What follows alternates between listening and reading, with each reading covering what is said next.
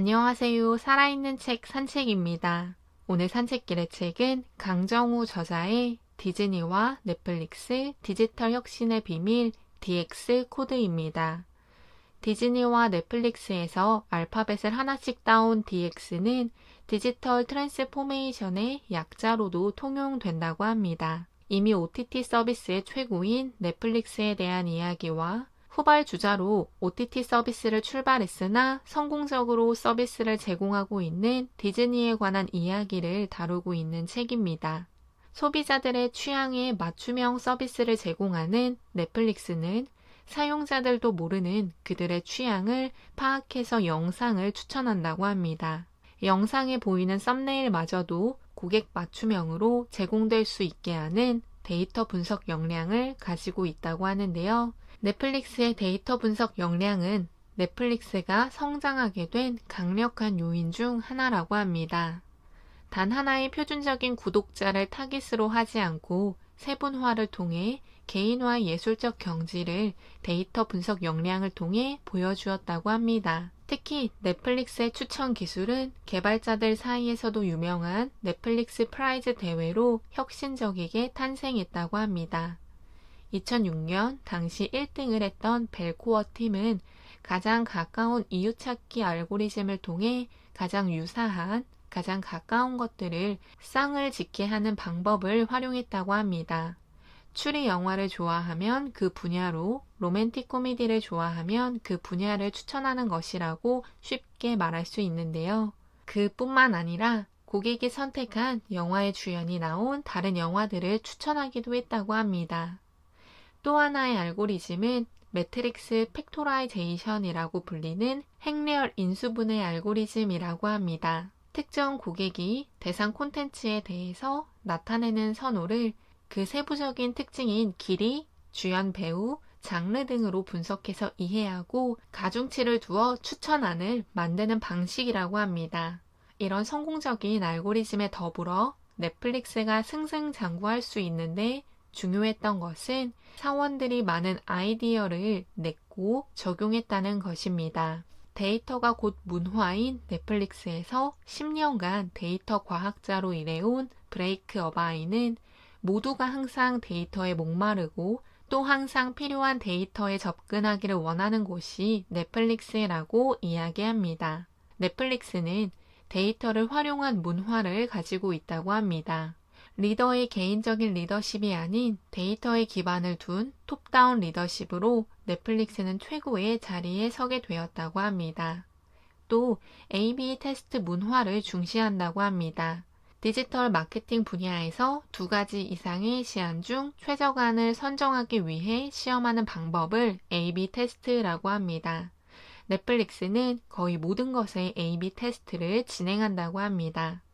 이처럼 측정 가능하고 테스트 가능한 문화를 넷플릭스는 가지고 있고 그를 통해 성장할 수밖에 없었다고 합니다. 또한 데이터는 어디에나 있다는 슬로건에 기반해 태블로라는 데이터 분석 툴을 사내에 사용하는 언어로 보급했다고 합니다. 분석을 통한 협업을 촉진하며 슬랙 서비스를 채택해 양방향 실시간 의사소통을 할 수 있게 했다고도 합니다. 하지만 성장하고 최고를 지향하는 데 있어 더 중요했던 것은 공동 창업자인 마크 랜돌프가 이야기한 부분인데요. 바로 기술이 조성할 수는 없는 기업 문화라고 저 역시 생각합니다. 규칙 없음에서도 소개해드렸던 것처럼 회사의 CEO, 창업자가 직원을 어떻게 대하는지, 직원들이 서로 어떻게 대하는지가 기업 문화에서 중요하다고 합니다.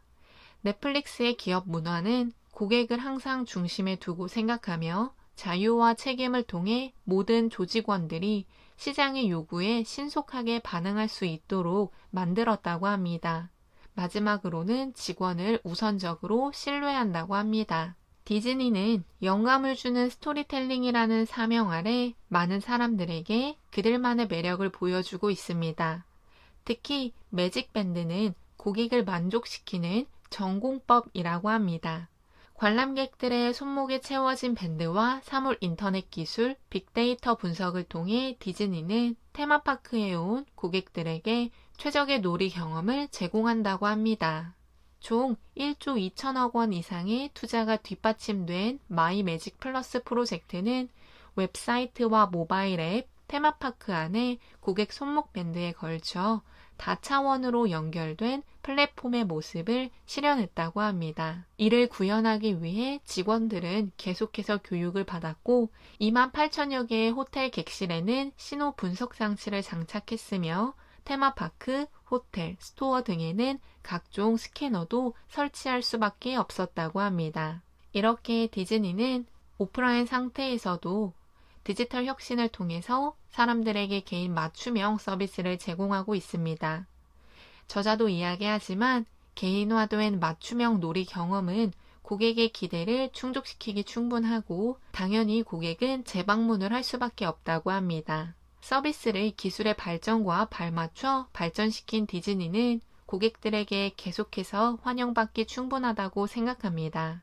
몰입감 있고 원활하며 개인화된 경험을 제공하는 디즈니는 머신러닝을 통해 그들의 사명과 비전을 눈에 보이게 만들고 있다고 합니다. 책에서는 더 다양한 사례들이 나오고 있습니다. 여러 사례를 토대로 디지털 혁신을 통해 개인화된 고객 경험을 기술의 도움을 받아 제공을 했고 오프라인 운영 혁신까지도 결합해 유례없는 성과를 보여주고 있다고 합니다.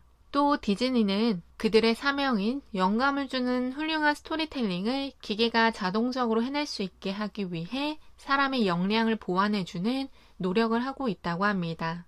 싱가포르의 난양 이공대학과 알리바바가 공동으로 설립한 연구소의 객원 연구원으로서 디즈니 리서치에서 데이터 과학자로 일했던 보양 리가 노력을 이끄는 주역이라고 합니다. 컴퓨터에 의한 이야기 지능 개발을 진행하고 있다고 하는데요. 기계가 스토리를 만들고 이야기를 하며 이야기를 이해하고 적절히 반응하는 능력을 갖출 수 있도록 연구하고 있다고 합니다. 현실로만 된다면 사람들의 손이 닿지 않는 곳까지도 디즈니의 세계를 경험할 수 있게 해주지 않을까 하는 생각이 들었습니다. 양으로 승부하고자 하는 넷플릭스에 비해 디즈니는 질로 승부한다고 생각합니다. 개인적으로는 디즈니가 가지고 있는 콘텐츠들을 더 좋아하는데요. 하지만 넷플릭스도 자사의 약점을 데이터 분석을 통해 고쳐 나가려고 하는 모습을 보이고 있습니다. 특히 오징어 게임과 같은 수익성이 좋은 콘텐츠를 자사가 만들고 보유하려고 노력하는데요.